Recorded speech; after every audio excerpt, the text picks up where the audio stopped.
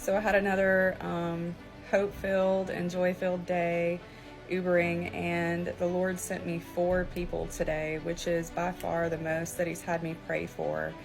And I thought it was really neat how I shared that TikTok this morning, because I've really been feeling like the Lord has been leading me to do that, and I've just kind of been putting it off and saying no because I was chicken. And then I did it, and then He sends me 4 people to minister to and pray for.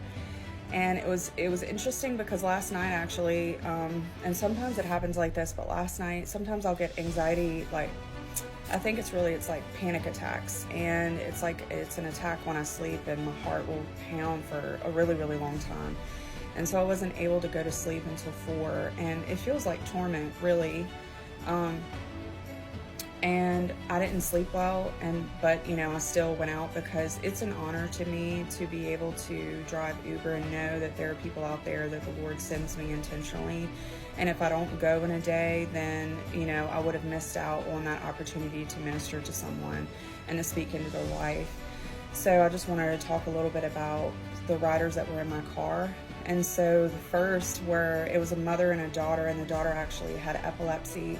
And the mom just, I find this a lot, they just pour, and just tell me what's kind of going on in their situation. And so at the very end, I prayed for her and her daughter. I prayed healing over her daughter in Jesus' name. And I prayed over the mom, and just to encourage her and strengthen her and just love her. And at the end, we're all crying, and she gives me a big old hug, and she was just like, thank you so much. And then the next one was Bailey. And he was a 19-year-old boy, and just, kind of rough around the edges, but by far, like, my favorite one today. And I got to love him like a mother, because I am a mother, and he is going through a really hard time.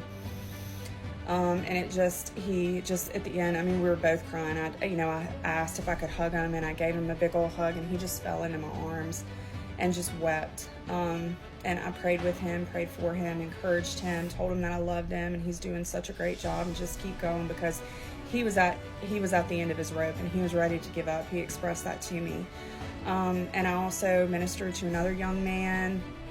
I was able to speak into his life, and then I ministered to a homeless man at QT and prayed over him. And there's some interesting details in there and throughout, that were little confirmations of how the Lord speaks to me, and He led me through. So hopefully that encourages you and inspires you and motivates you to minister to people that you see on the street.